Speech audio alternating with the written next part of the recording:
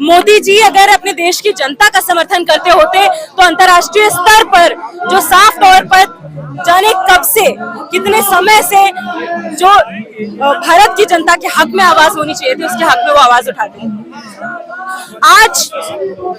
जो हमला हुआ है वेनेजुएला पर यूनाइटेड स्टेट्स ऑफ अमेरिका द्वारा, वो साफ तौर पर यूनाइटेड स्टेट्स ऑफ अमेरिका की बढ़ती हुई जो गुंडागर्दी है, खालिस गुंडागर्दी है, दहशतगर्दी है, उसका सबूत है हमारे सामने। आज हो सकता है देश में कई लोग सोचे कि यहाँ पर क्यों प्रदर्शन हो रहा है अगर किसी और देश की सरकार किसी और देश पर हमला कर रही है। यहाँ पर सीधे सीधे तौर पर भारत जैसे देशों की जो बहुसंख्यक जनता है उसको इस तरीके के हमलों से नुकसान है। क्यों नुकसान है, इस बात को हमें समझना पड़ेगा।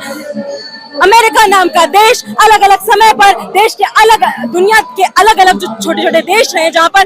खास तौर पर तेल के संसाधन रहे हैं, ऑयल रिच रिसोर्सेज रहे, चाहे वो ईरान हो, इराक हो, लिबिया हो,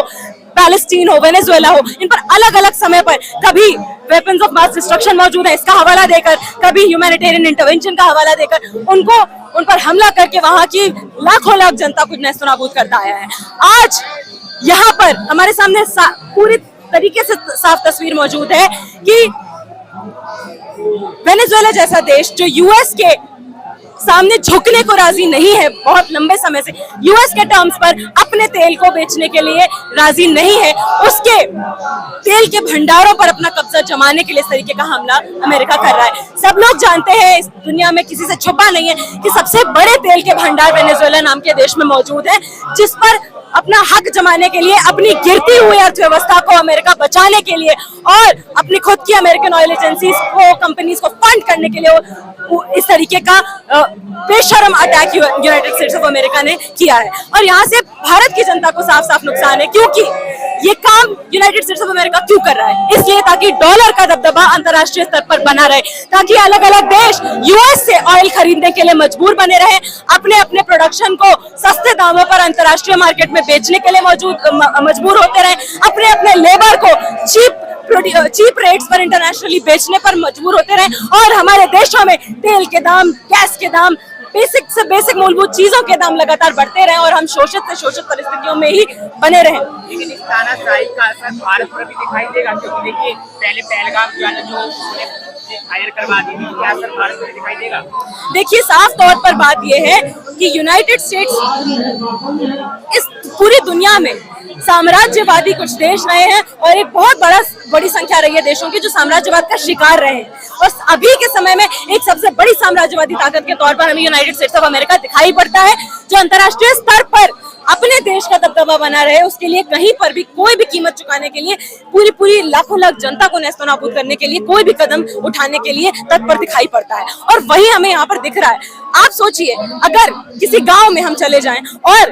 आप किसी बड़े किसान के खेत में फसल नहीं उग रही, उसको प्रॉफिट नहीं हो रहा, उसके लिए छोटे छोटे किसानों के खेतों पर जाकर कब्जा कर लिया जाए, तो क्या हम इसको सही मानेंगे? नहीं। तो उसी तौर पर अगर अंतर्राष्ट्रीय स्तर पर यहाँ पर हम सिर्फ वेनेजुएला की जनता के समर्थन में यहाँ पर नहीं आए हैं और केवल अमेरिकी साम्राज्यवाद के खिलाफ नहीं मौजूद हुए हैं, यहाँ पर हम इसलिए भी मौजूद हैं क्योंकि हर देश का, और खास तौर पर थर्ड वर्ल्ड कंट्रीज का, ग्लोबल साउथ की जिन कंट्रीज को जिन्हें कहा जाता है कि जो अंडर डेवलप्ड है या फिर डेवलपिंग कंट्रीज हैं, सबका अपना एक हक होना चाहिए, right to sovereignty, right to dignity, right to self determination, कि हम अपनी सरकार खुद चुन सके, कि हमारे नेचुरल रिसोर्सेज पर हमारा खुद का हक हो। कल को अगर हमारी खदानों पर आकर बाहर का कोई देश आकर हमला करके उन पर कब्जा कर ले, तो क्या हम उसको सही मानेंगे? नहीं। तो वही चीज आज फिलिस्तीन में हो रही है, हमारे सामने लाखों लाख लोगों को बल्बे में तब्दील कर दिया गया, और वही चीज वेनेजुएला में की जा रही है, जहां पर दुनिया के सबसे बड़े तेल के भंडार हैं, और ऐसा होने से यूएस का डॉलर का दबदबा और ज्यादा बढ़ने वाला है। पहले ही हम देख रहे हैं कि रुपया हर दिन गिर रहा है, और किसी भी सीधी मार इस देश की बहुसंख्यक जनता झेलती है, क्योंकि जब डॉलर का दबदबा बढ़ता है, हमारे देश में जो भी चीजें इस देश की बहुसंख्यक मेहनतकश जनता बड़ी मेहनत से बनाती है, उसको हमें सस्ते दामों पर अंतर्राष्ट्रीय मार्केट में बेचना पड़ता है। हमारे अपने लेबर को, हमारे जो समाज में इतने मेहनतकश हमारे मजदूर हैं, किसान हैं, उनके लेबर को बहुत सस्ते दामों पर हमें अंतर्राष्ट्रीय मार्केट में बेचना पड़ता है, और उसके कारण हमें महंगाई का सामना, हमें इन्फ्लेशन का, मंदी का, इन चीजों का सामना करना पड़ता है, जिसमें हमारे देश की जनता के पास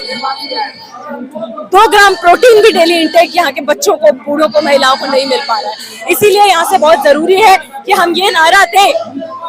कि गुलाम देशों की जनता जो गुलाम रहे और जो शोषित रहे और जो आज भी शोषित किए जा रहे हैं, वो शोषण के खिलाफ अंतर्राष्ट्रीय स्तर पर आवाज उठाते हैं। उन देश की जनता के समर्थन में जो शोषण के खिलाफ, साम्राज्यवाद के खिलाफ अपना आवाज उठाते हैं और अपने हकों के लिए अपने नारे बुलंद करते हैं। तो यहाँ से in solidarity with the people of Venezuela, we